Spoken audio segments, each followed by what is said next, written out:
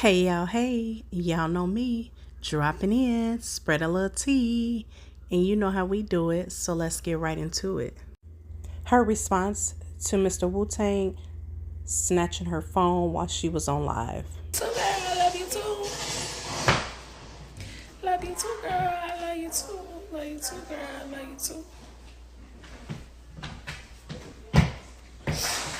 And if I want him to take my phone again, he could take my phone again.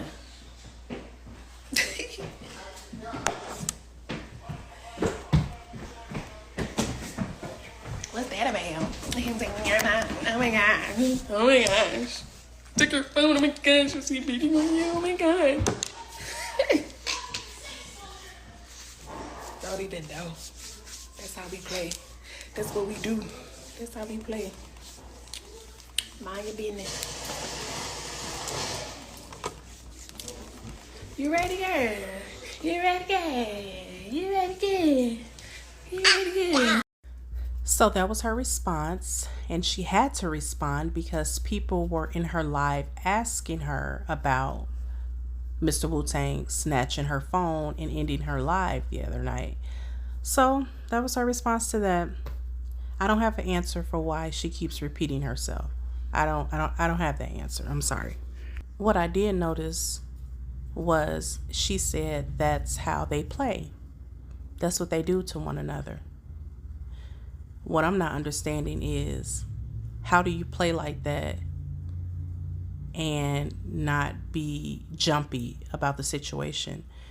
You know, like if I was in a domestic violence relationship and I'm a survivor of a domestic violence relationship and got out of it, and my new man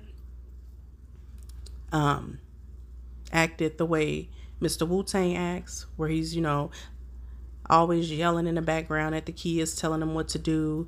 And then for you to say that this is how y'all play with him coming, snatching something away like that, shutting your life down, that would give me PTSD, because I would think, like, what is next? Like, I would have been so afraid.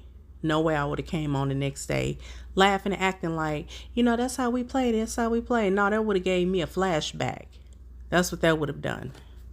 When it comes to being a domestic violence survivor, you don't, it's certain ways that all of us women, we act and react to certain things. You don't have those actions. For one, the things you do and say to Robert, Mr. Latruth, when you're mad, does not demonstrate a woman who survived domestic violence. And you're acting that way with the person that done it to you. In my opinion, a woman that have survived that would be trying to staying as far away as possible. Would not be dropping my daughter off alone. Would not be on the internet talking stuff. Would not be on the phone talking stuff. Would not be saying anything out the way that would make this man move or jump. Because normally us women are still afraid, even though you're not with that person anymore. You don't know what this person is capable of doing. So you damn sure don't want to push no buttons. Your actions is not the actions of a domestic violence survivor. You don't act like you're afraid of anything when it comes to him. He's the one acting like he's a domestic I don't mean to laugh, but he is the one that acts like he is a domestic violence survivor. Which we seen how aggressive you were with your words to him and the way you used to talk to him. We seen all of that. And there is absolutely no way we would have another man around this man's child within a couple of months. No way in hell. Us women who have survived that are not even going to have a man in our presence that soon, because we are still afraid. It takes time to get over that. It takes work. It takes prayer. It takes meditation. It takes support. You haven't shown us any of that. It's certain characteristics, and you're not showing any of it. I'm sorry, but not sorry. Only thing you've shown us is you portraying like you are elevating your lies in the streets and your man allegedly. That's what you're giving us. You're not giving us I'm a survivor. Moving forward, I'm sure you guys have already seen the prank she did with one of our young boys. And I'm going to play the audio because we can't play her because she's trying to get pages taken down. But I'm going to play the prank audio and then I'll be back with my commentary. Here's a picture of how the prank started. I don't know if that's flour or whatever that she's pouring in his face and he's asleep. But here's the audio.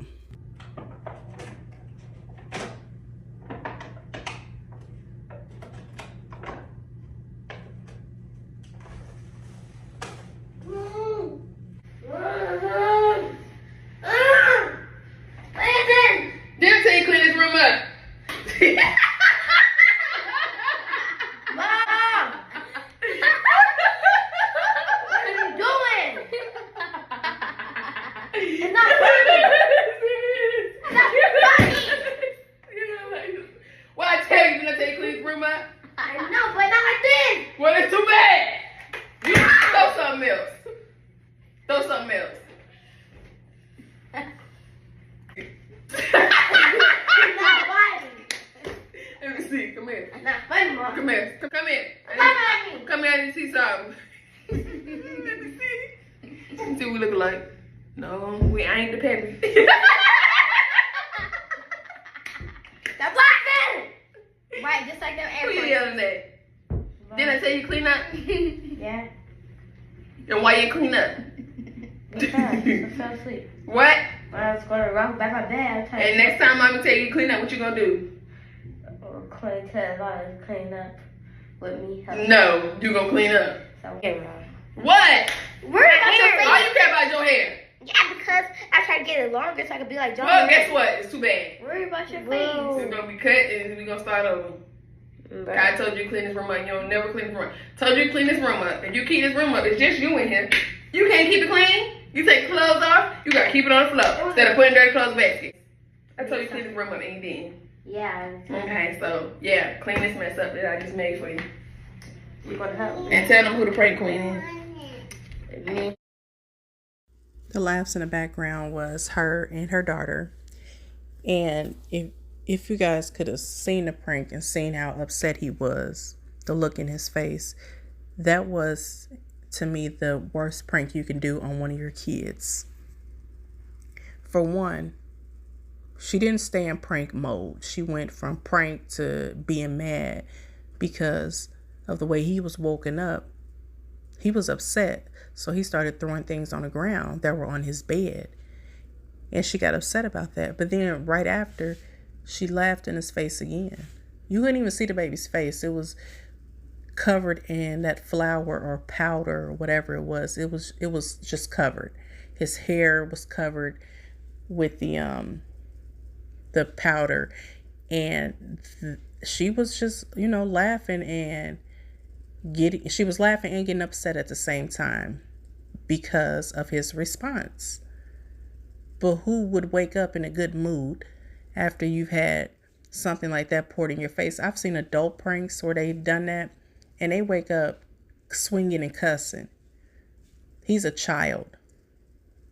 And he woke up, like, Mom, why would you do that? He just kept saying, but why would you do that? Why would you do that? Because I told you to clean up your room. And then at the end, she said, now clean up the mess I done made. You know what that reminded me of? Do you know who she reminded me of at that moment? A 15-year-old bully. I get she thought it was a funny prank in her eyes because we all know that she's 30 or 34. I don't know. They go back and forth. But remember, guys, mentally, she's not there. So that's why this prank was so funny to her, because this is like a teenager doing this on one of their friends. So we have to remember that. Moving forward. Now, I know I told you guys days ago when I posted her sleepwear, I told you all I would post a picture of the sleepwear that I believe she purchased from Alibaba.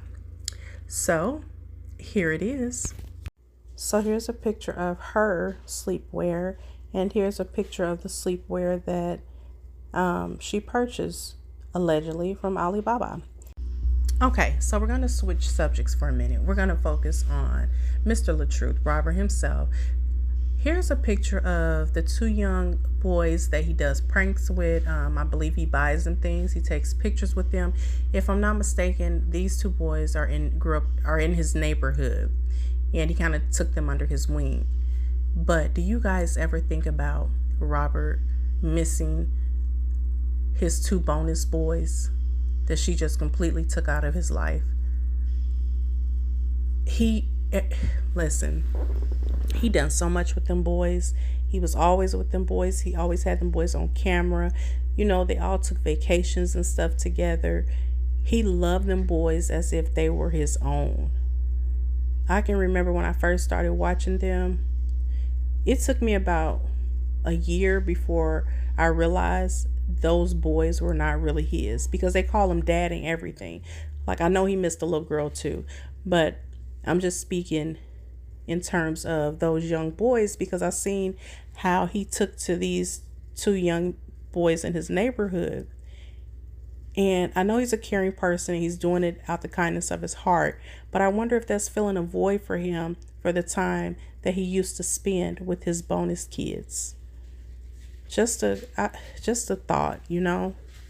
And another thing, did you guys see the post that his soon-to-be ex-wife posted? You know how she be posting her stuff trying to insinuate things. But she really seems to think that she was a good woman and he was just really not ready for her. And that lets me know that this person is really delusional. You cannot possibly think that you were just this perfect, this good woman for all those 6 years, and he was just this horrible man for all them 6 years. Like, you're going to have to tell a little bit of the truth. You know what I'm saying? Like, it's weird. But here's the post. Well, guys, that's all the commentary I have for now. As always, thanks for watching. I will talk to you shortly. Bye.